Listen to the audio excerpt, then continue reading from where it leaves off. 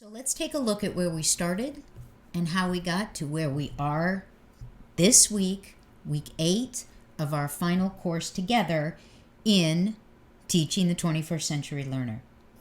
We began with this idea, this whole of this program, emphasis or certificate, was all designed to prepare today's teachers for the future that indeed is already here. So we had 4 classes: Foundations, Design and Assessment, Advanced Design and Assessment, and here we are at the very end of Teaching the 21st Century Learner, our capstone course. This entire program has been scaffolded. Nothing that we did was purely for some abstract experience. Everything was connected in a fashion that hopefully was helping you progress along the road toward expert ability, expert understanding. Now, in 628 in particular, we focused on what we mean by this expert understanding. The building of connections, the building out, the neural networks, not just having chunks of static knowledge. We've worked very hard in this program to authentically walk that talk. The books we've read, particularly in this course with Gardner's 5 Minds for the Future, hopefully taking a moment to step back, you can recognize how there was indeed a pathway. Yes, there were many opportunities for you to diverge off that pathway so that you could bring in the things that you were more interested in or the areas where you needed more focus. Own this process. But everything was indeed crafted in a fashion that you had to take them in order, 24, 25, 28, 29, and you continued to build upon what you had gotten in the previous course. So the PLO, the Program Learning Outcome, for the whole of everything we did, that your portfolio and your final demonstration should be an authentic demonstration of mastery of, is right here. Apply appropriate 21st century instructional tools, strategies, and skills for learners in the K-20 setting. So as you're well aware, we had our 4 courses.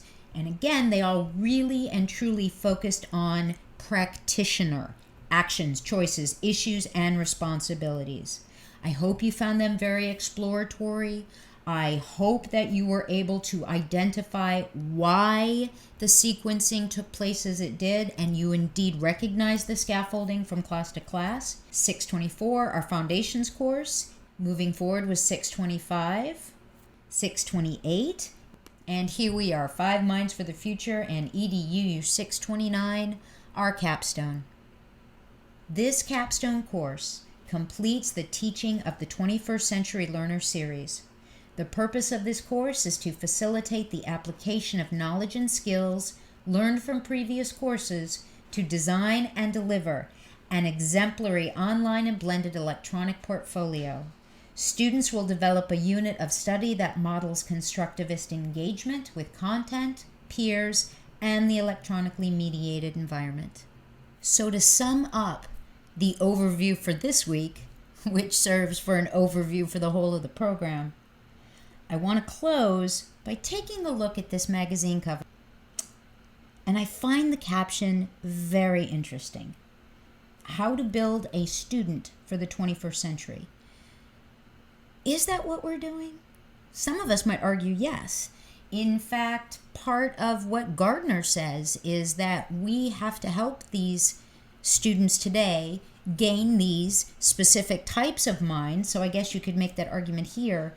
But isn't it more about flipping this around a little bit?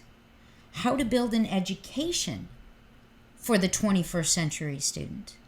It's our job as instructors, K-20, the whole kit and caboodle, to ensure that the choices we make, whether it's designing a lesson or an entire year, whether it's doing a small series of online tutorials, or it's creating an entire simulation for students to, as Seymour Papert would say, live in math land, be in a foreign language world. really live. And with the exponential changes in technology, the world continues to quote unquote get smaller, while at the same time, there's more and more for all of us to learn. So thank you for all that you've brought to the program. Thank you for working with your peers, sharing with your peers, being open to new ideas, new feedback, taking constructive criticism, and being willing to authentically apply it